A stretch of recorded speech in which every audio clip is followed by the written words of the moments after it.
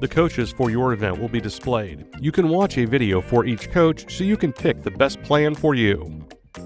When you are ready, select Choose Coach on your preferred coach. You can then select the days you are usually able to train. Once you have your days checked, select Next. Now you will want to pick the day that works best to complete the longest run for the week. Then select Next.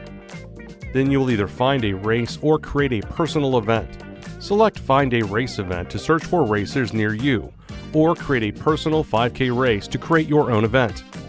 If creating a personal event, the Garmin Connect app will suggest a date for your 5K. You can use this date, or select your own date from the calendar.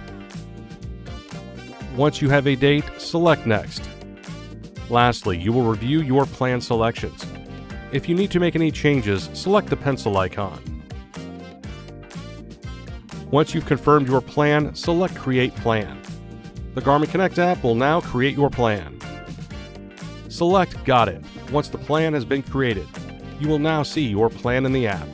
Once your device syncs, you will be able to see your upcoming Garmin Coach workouts. You can even add the plan to your Garmin Connect home screen by selecting Add Plan to Tab Bar.